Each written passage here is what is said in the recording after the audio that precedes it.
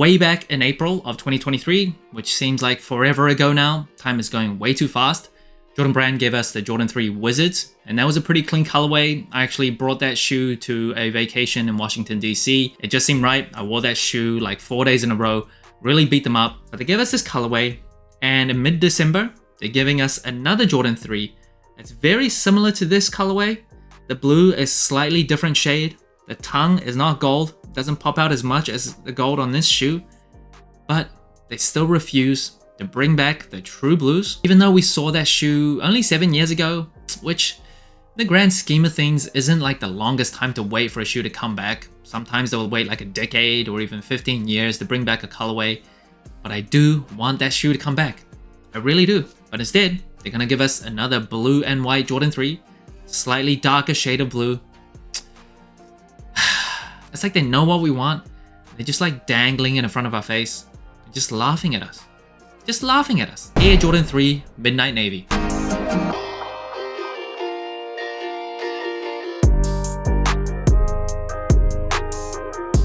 Now this shoe is dropping on December 16th for a price of $200. Originally, this was supposed to drop in 2024, but it got pushed all the way up, so almost like a month earlier. So if you're into this colorway, if you were looking out for the shoe, you can get it earlier than expected. Only like 2 years ago, they came out with a Jordan 3 Georgetown colorway that obviously had a pretty different look, but it's hard not to like connect the two. Despite all the comments anytime a Jordan 3 colorway is shown, everyone, a lot of people anyway, are saying bring back the true blues, bring back the true blues. They're not going to. They're just gonna give us everything else but the true blues. This reminds me of the time, stay with me here. So I'm on a first date with this girl. She was Puerto Rican, and from where I grew up, there were no Puerto Ricans, so I was introduced to a whole new world.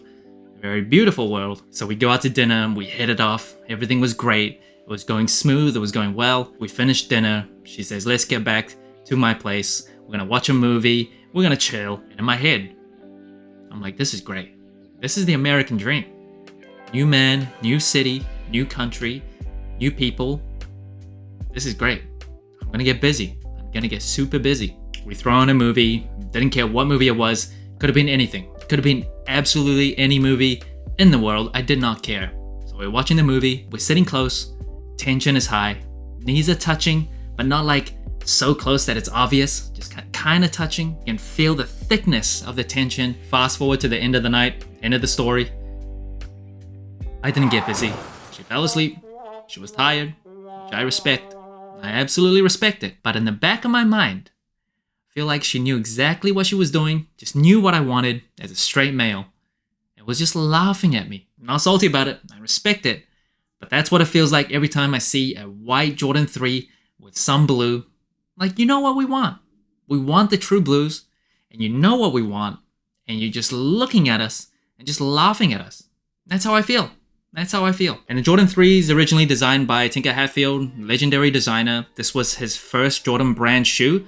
He designed this in 1988, first released in 1988, came out at a price of $130. Convert that to 2023 buying power, that's around $250. So we complain now a lot about how expensive Jordan Brand shoes are, and they are. They're super expensive, but it's always been that way. And this shoe, famously, it was the shoe that kept Michael Jordan at Jordan Brand. Legend goes, Michael Jordan was not pleased with the Jordan 2s, so he threatened to cut up his contract and leave Nike, but then they brought in Tinker Hatfield to design the Jordan 3s. Tinker Hatfield also designed the MX1s, and that shoe was a huge hit, so they brought him on, and the rest is history. And the materials on the shoe, the leather, it's very standard for a Jordan 3. It feels nice and soft, and you can see the texture and the grain of the leather pretty clearly. And then the gray eye stays as well as going up the tongue. That is gray synthetic leather. Pretty standard for a Jordan 3. And of course, the most distinct thing about the Jordan 3, it is the elephant print. And for this release, even on images on sneakers and Nike.com, the elephant print does look much thinner. That is obviously closer to the OGs back in the late 80s. Obviously, if you get like a pair that has slightly thicker elephant print than you might expect when you compare it to images, don't be too alarmed. That doesn't mean you got a fake pair. Remember, one of the biggest releases of 2023, the Jordan 3 Reimagined, the elephant print, a lot of people were getting like mismatching elephant print on both shoes. So it might just be like a quality control issue. So if you get slightly thicker elephant print, don't be super alarmed. But at least my pair, it's very similar to what they're showing on sneakers. It is much thinner. Just removing the fact that this is closer to the OG print, that aside, I just think it looks cleaner. Some Jordan 3s over the past few years have come with such thick, dark, black elephant print, and I feel like it just looks a bit messy. So even compared to a very recent release of the Jordan 3 Off Noir, even the elephant print on that is noticeably thicker than this shoe, and I like it. It's the closest to the OG elephant print that I can remember for a long time. On the booty of the shoe, it is a Jumpman. It's not an OG colorway, so it's going with a Jumpman. It's not a hard and fast rule, but generally, if you see this instead of Nike Air, means this colorway is not an OG. If you haven't felt this before, if you have never seen a Jordan 3 in hand before, when you run your hands over it, it kind of feels, it's very smooth. It's like, almost like an eraser.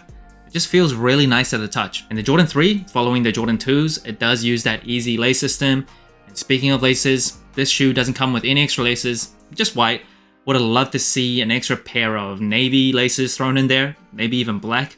I think that would look pretty nice, but yeah, no extra laces on this one. And the Jordan 3 does come with a polyurethane midsole with a Nike Air unit on the heel, a visible one of course, as well as a Nike Air unit on the forefoot. A fun fact, the Jordan 3 was the first Jordan shoe to use a visible Air unit. They stopped that on the Jordan 7s that didn't have a visible Air unit, and they would stop using visible Air units until Jordan 16s. They really wanted Jordan Brand to distinguish itself from the rest of Nike. So of course the Nike MX1s, which was a huge shoe back then already, that was famous for using a visible Air unit. They wanted to separate itself. Jordan Brand wanted to be its own thing, which it eventually would become. So on the Jordan 6s, that was the last shoe before the 16s to use a visible Air unit, but the Jordan 3 started that trend. And the Jordan 3s does come with a rubber outsole, one of the best looking outsoles of all time. And just like the booty, this one has Jordan branding on the outsole instead of Nike.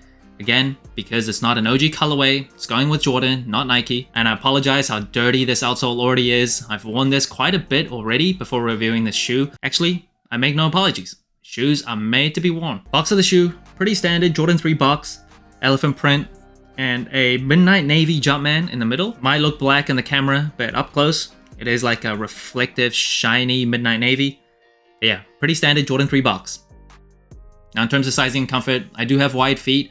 I do go true to size for Jordan 3s, and in my opinion, they're one of the best fitting shoes for my feet and one of the more comfortable, despite this being a super old shoe. The cushioning, it's pretty firm, pretty stiff, but I do kind of prefer that. I don't love super soft feeling shoes, so the Jordan 3s, because of how it fits my wide feet, it's one of my favorites. Depending on your preference, I think this might be a bit too antiquated for a lot of people, especially people that prefer the more modern day feel of sneakers, but for me, I still think this is one of the most comfortable shoes ever. And that brings the total sole score of the Jordan 3 Midnight Navy to 33 out of 40. A pretty good score compared to other general releases. In terms of colorway, I don't know if this colorway does much for me. I think it's very clean, very nice, very simple and easy to wear, but doesn't get me too excited. I do like blue. I really like blue, but I think we've just seen a lot of colorways on Jordan 3s. There's nothing too special about this one, especially with colorways like the Off Noir that I really like, the Reimagined this year, the J Balvin's that I don't have. All of those colorways on a Jordan 3, I think they really stand out. This one, it's nice and clean, but doesn't make me feel things. Now in terms of materials, I think the leather on the shoe is really nice. It's super soft, feels great to the touch. I do like how you can see the texture of leather very clearly on this shoe.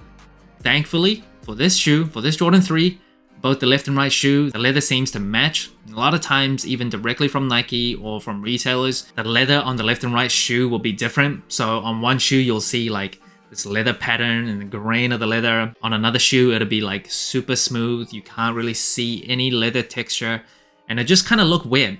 On feet, from a distance, you probably can't see it, but up close, you're like, this almost feels like I'm wearing fake Jordan 3s. Like that's how mismatching they are. But at least for my pair, they match. In terms of comfort, like I said before, Jordan 3s, despite being 35 years old, this is the 35th year anniversary of the Jordan 3s. Despite it being 35 years old, I still think it's super comfortable.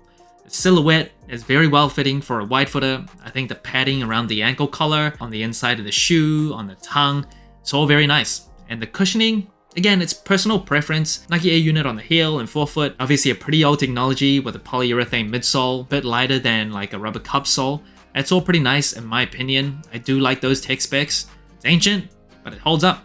at least for me. Now, in terms of versatility, if I'm being objective, even though the colorway doesn't excite me too much, the combination of this silhouette, Jordan 3 is obviously one of the most wearable Jordan shoes ever.